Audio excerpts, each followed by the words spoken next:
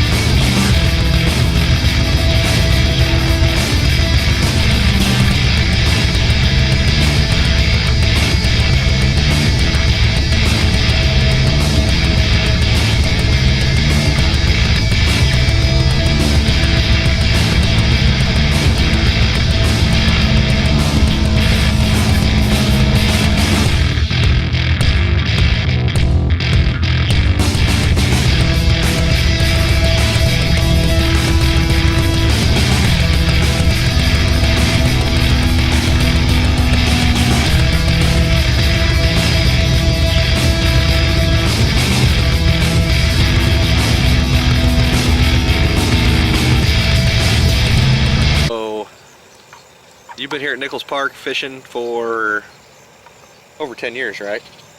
Off and on, yeah. Yeah.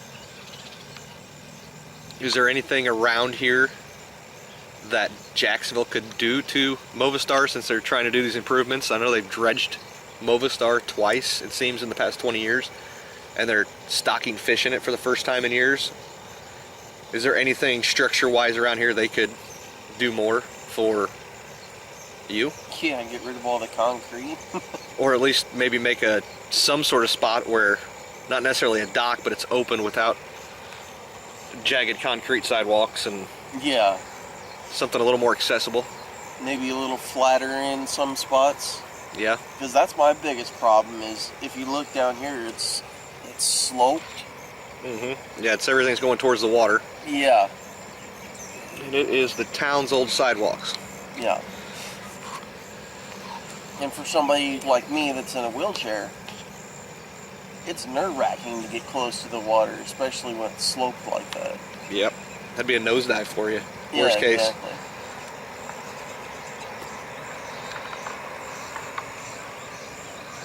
Never fallen in the water, don't plan to start.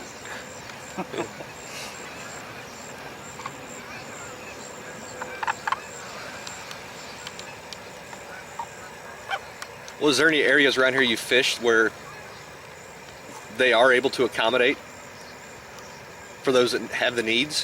For here at the park, or just around in general, around Jacksonville, the area? Out at the lake. Yeah. Out at the... They got the, boat docks and then the side boat docks? Yep. Out at Jim Edgar Panther Creek up in Chandlerville, they have a couple spots. Never been to Jim Edgar. I've heard about it. Oh, it's nice. I heard it's beautiful, yeah. I haven't had much luck out there, but honestly, it's one of those places that you do better if you're in a boat. Mm-hmm. So. And that's why your show is called Adapting the Outdoors. Yeah. You're doing more than just adapting the outdoors. You're adapting to and around and for. Yep. I am not surprised you have patience for this sport at all. If you ask my family, though, I don't necessarily have patience.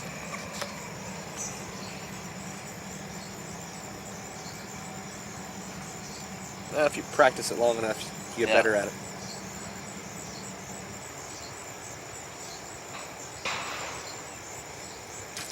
Finally!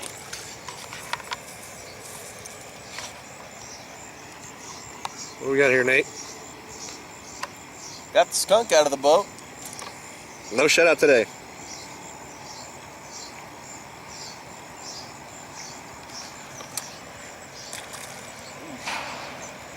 Till next time. A little rough on the landing on that one. Being on dialysis has definitely changed my perspective on things too. You know, because I used to think about used to not care about, taking care of myself properly and whatnot. And now that I've started dialysis, it's not great, but it's, the alternative is a lot worse. It's something you have to do. Yeah. Like you said, you're not one to roll over and quit. Yeah.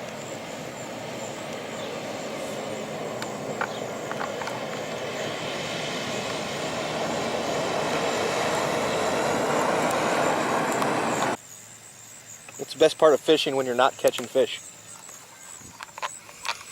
Best part of fishing when I'm not catching fish, probably sitting here watching the geese. It's a good spot for goose watching. Yep. And occasionally I'll bring out my duck calls and practice.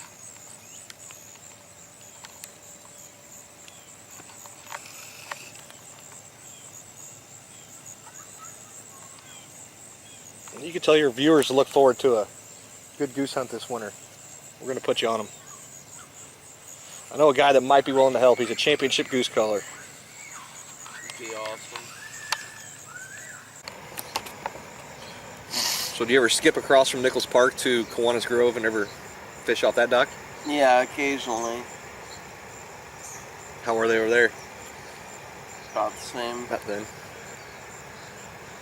Just know if it made a difference. You ever catch many, what did they stock here? Some trout last year? I have never caught a trout out here. Really? I know they stocked in the past 2 years. That's surprising. I've only actually gone trout fishing one time, and that was over in Brown County. Mm-hmm. And I didn't catch anything over there either.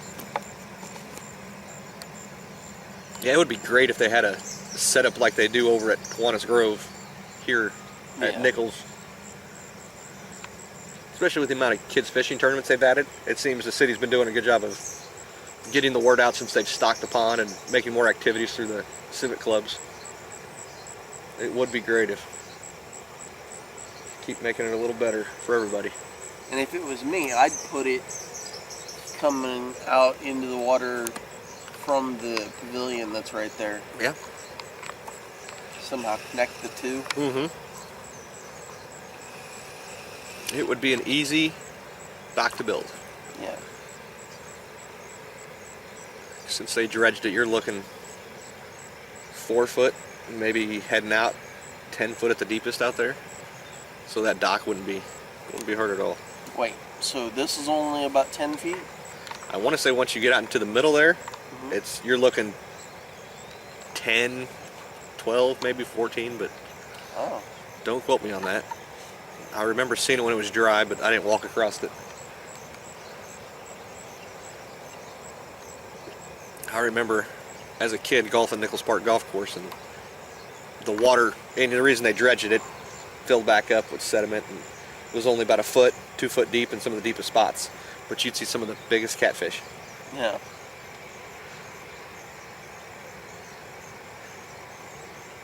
But it's great to see them restocking this every year. Even with a little help from the state of Illinois.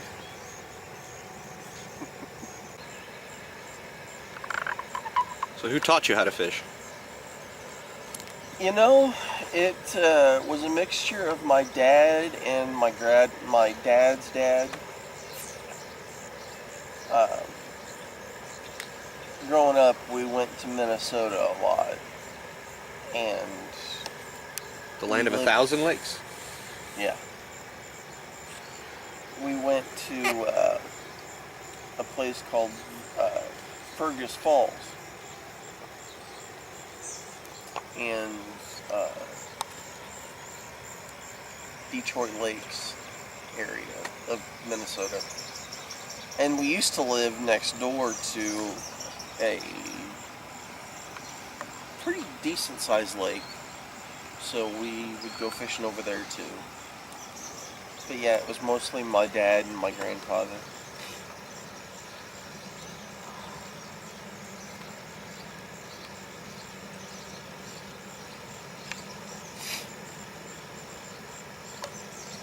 What's your favorite fish to eat? Bluegill. Bluegill.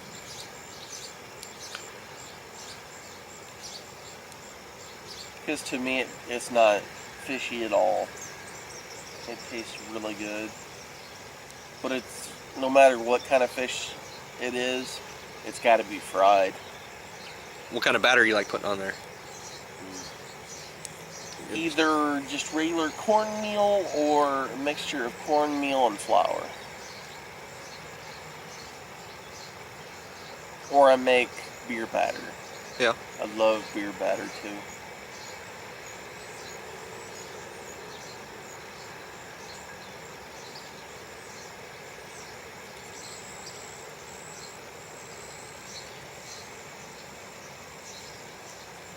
So you got here this morning at what, about 6 a.m.? Yep. How long did it take you? From my house to here takes me about 49 minutes. 49 minutes. Yep. That all sidewalk? No. No. No. On the last part of Hardin, it's... I have to walk on the road. Yeah. And I hate it. Nicer sidewalk sitting here around the bank than there is on Hardin Avenue. Yep.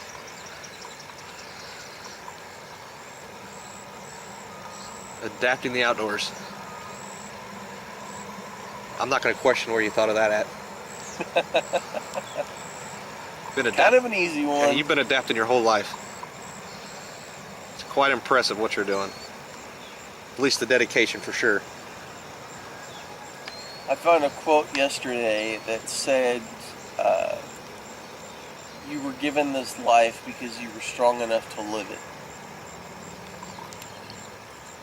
And, you know, that is so true. It's words to live by. Huh? It's words to live by. Yes, sir. He wouldn't have put you in this position if you weren't strong enough to handle it.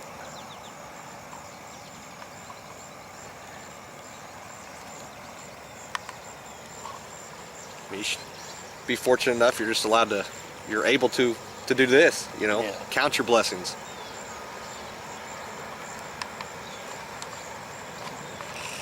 And then you gotta scat out of here. You gotta head to the hospital every morning. No. Not every? No, actually, I do that at home. You do that? Oh, that's dialysis at home. It's good you're able to do it at home. Yeah. Yeah, we chose to do it at home because of the fact that it's just easier. You know, I can sit around and mess around on my laptop while I'm doing treatment. Or if I wanted to sleep, I could sleep. You know, I mean, I could do that at the hospital too, but it's not as a comfortable environment. Getting to do it at home is some sort of at least a break, it seems. Yeah. The only thing that I would change about it is the social aspect. When it's just me and the person doing the dialysis at my house, it's not as social as if I was at a dialysis center talking to other people. So.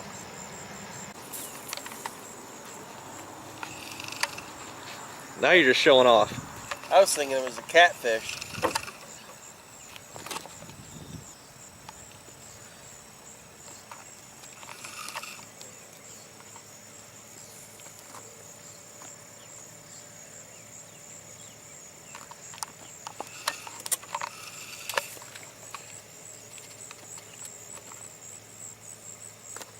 So besides you said it was your stepdad and your dad that kind of got you into... My real dad. Your real dad got you into fishing.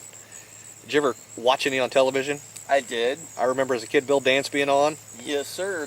He was my idol growing up. Him and Hank Parker and Jimmy Houston. All those guys.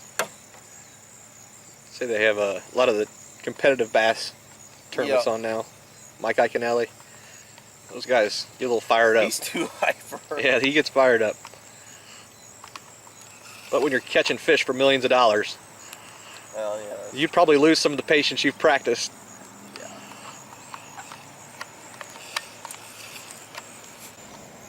Well, if you're unable to drive, maybe one of these days you can get a souped-up chair Yeah. with some cargo boxes. Well, we want to. And if you're here at Nichols Park, as of right now, you're going to need four-wheel drive. Yeah. Until we get you a boat dock or some accessibility. Eventually, I want to get a track chair. A track chair. Tell us about that. That is an electric wheelchair with, looks like, tank tracks on it. And it's literally all-terrain, go anywhere type deal. It'd be your Bradley chair. Yeah. Only problem is, they're 12 grand. Maybe you need a new sponsor. You never know.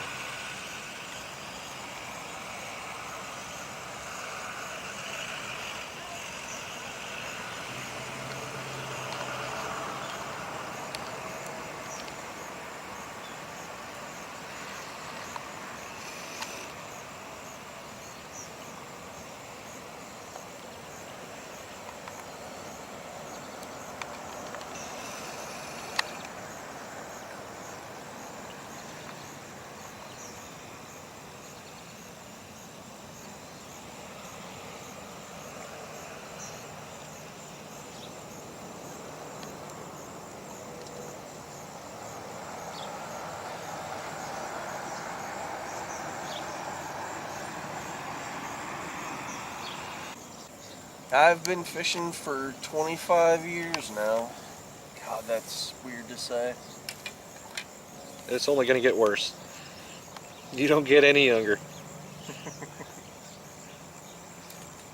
How old are you? Especially when we get to be guys like your age. Yep, 35, an old 35. The body of a 58-year-old.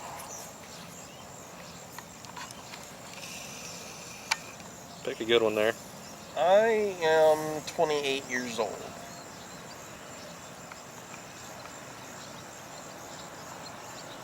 Yeah, but the patience you've learned in 28 years is more than most people learn in a lifetime.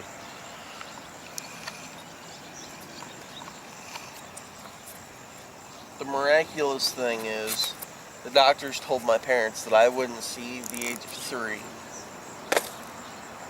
And here I am. You have one day of an amazing fishing. What are you catching? One day of the best fishing of your life. What is it? Probably a couple weeks ago when I went on the river and was catching catfish left and right. Now that was, did you go during the day or was that just a night setup? That was the night.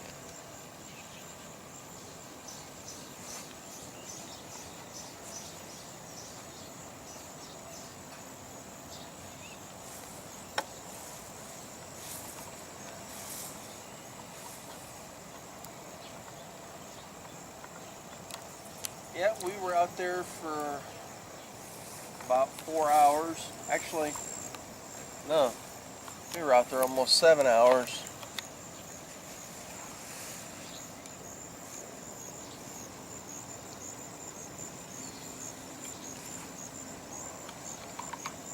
Did you take any home? Yep, we ended up with 6 in the boat, and I personally brought home 3. Still in the freezer or are they gone? Nope, they're still in the freezer. Just a couple nights ago, actually it's been about a week now, I cooked up the 16-pound blue cat that I caught last month, which I ended up getting about 5 pounds of meat out of it.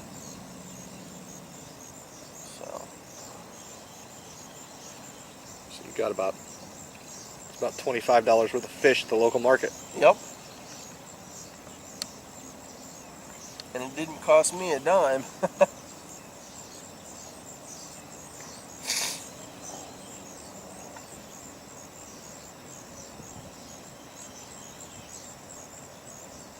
What's fishing taught you? Patience.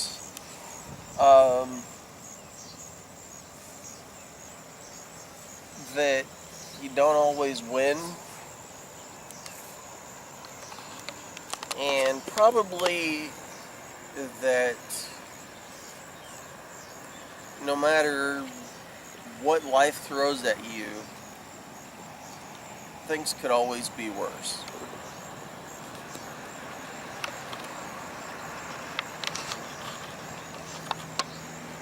Now, how were you before you got into fishing? It's been 20 years, and you said you're 28. Mm-hmm. So, before you really started taking fishing seriously and found something that you enjoyed doing, how was your patience before then? Your young life coming up, just accepting the cards you were dealt, you know. I mean, I still don't have the patience that I should have, but way back years and years ago, oh, it was bad.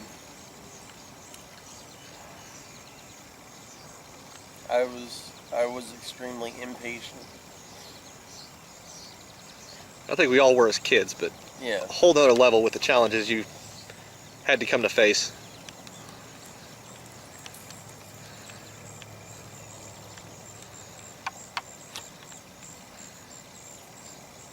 "28 years. You say that's how it was then, and now look at you. 4 sponsors. Going on hopefully at least 10 more by the end of next year, let's say. What was the name of the chair company that made the Bradley tank chair? Action Track Chair. Action Track Chair. We can get this video out to them. Just maybe.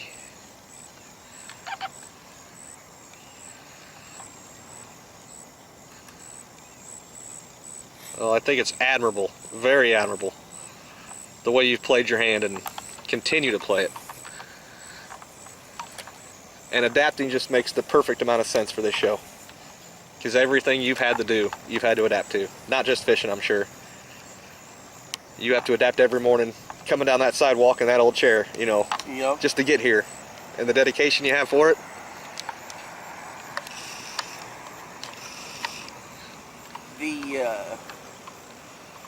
The biggest thing that I've come to learn in life is never to say no. You know, and take chances. Because if you don't take chances, you're missing out. Like just this past weekend, I went to watch a sled hockey seminar that a friend of mine was hosting. And I actually got out on the ice. And Never but first time? that was the first time I had ever been out on the ice. Had always wanted to, had always loved watching the hockey games and that kind of thing. Just never had the opportunity. Never realized that it was even a possibility for me.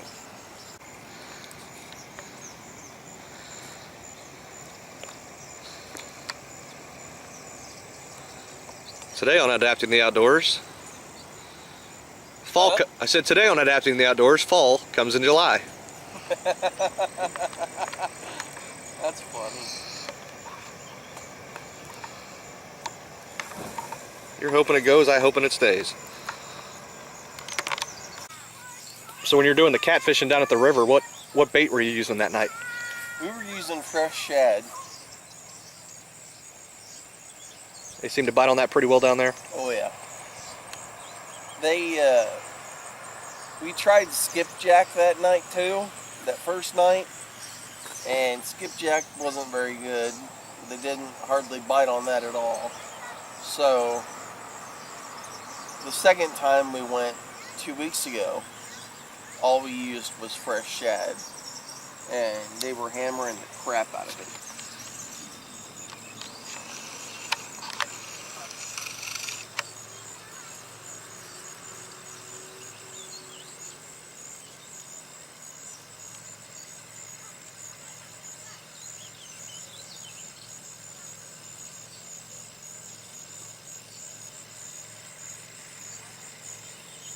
Where'd you launch at down there by the river? Right there at Evandy's. Oh yeah, by the motel there. Naples. Mm-hmm. Pretty accessible down there for you? Well, we put me in the boat before we launched, Uh-huh. and then I rode it down the ramp. So.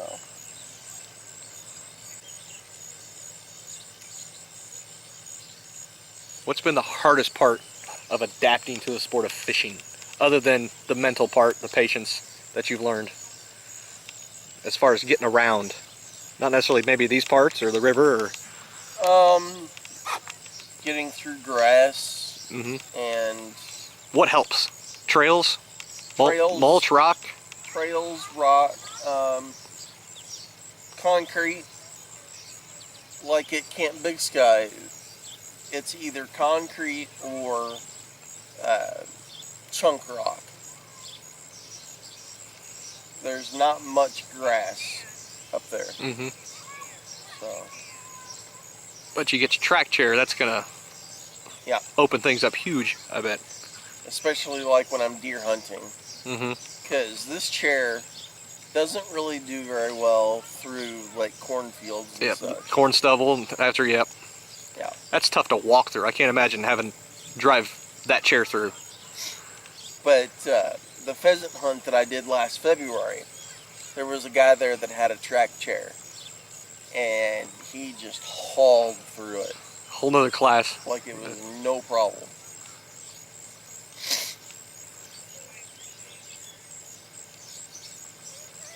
Yeah, $12,000. That's a good chunk of change. You're about 6,000 shy of a new sedan. Yeah. On that.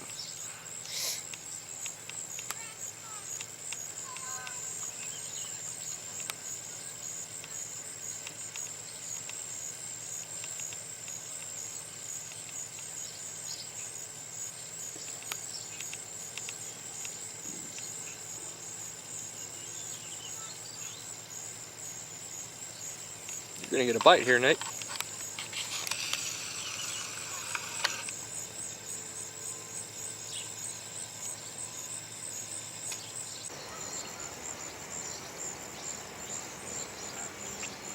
Beautiful morning. It is. It's really beautiful. The only reason I'm sitting here in the sweatshirt is because I can't really regulate my body temperature all that easily. Mm-hmm. So I get cold really, really fast. Well, once you sell 1,000 t-shirts at teespring.com for adapting the outdoors, you can have some adapting hoodies made. Yeah. You hear that? Teespring.com, adapting the outdoors. Get you a t-shirt. Check the description. Many different colors. They're Hanes, tagless, comfortable, and a dang good looking shirt. This message brought to you by Camp Big Sky.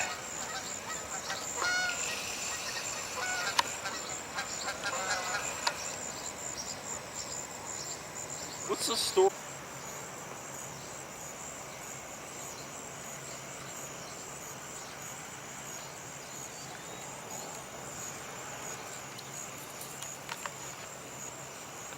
Can't believe I missed that fish.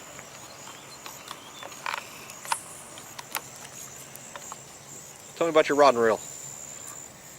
It is a 6-foot Gander Mountain Series medium action reel or rod with a Abu Garcia Cardinal 5-bearing spinning reel. And I'm currently using 10-pound monofilament, and then I've got just a spring bobber about 18 inches above the hook, and I'm just using a little baby number 2 Aberdeen hook. And it's actually not even the size hook that I normally use, but it was all I brought with me today.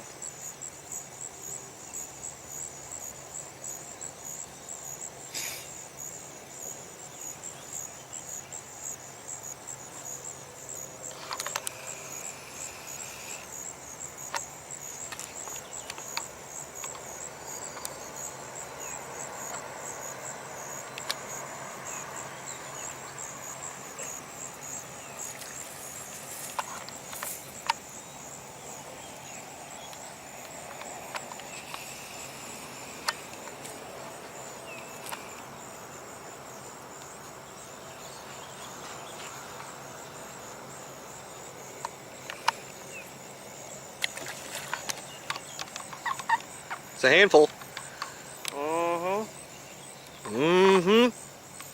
Yep. I'd like to catch more of those 1-pounders that I was catching earlier in the summer. Those put up a good fight. Like that one I'm having mounted. That was exciting. Which one do you have mounted? It was about a 1-pound bluegill. Who's doing the mountain for you? I think I'm gonna go through the lodgeman, Jeff McDaniels. For good things about the lodgeman. Yeah, me too.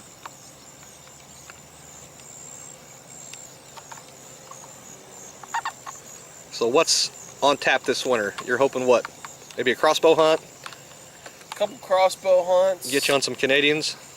Maybe a mallard hunt or two. And then come February and March, hopefully a snow goose hunt. So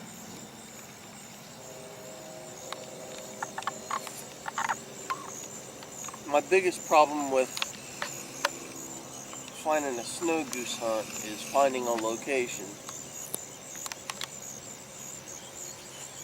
Do you know anyone that snow goose hunts? No. Now, why snow goose? Why snow goose? Unlimited numbers. Unlimited numbers, yeah. That's what a sportsman wants. Say the Canadian limit is 2, I believe. Yep. And then the duck limit is 6.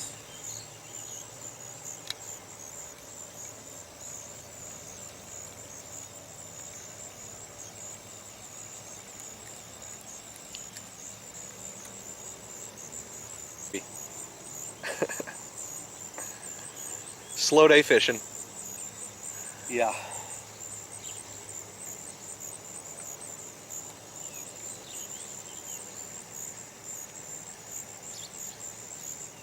If anybody wonders who's running the camera, my name's Mike.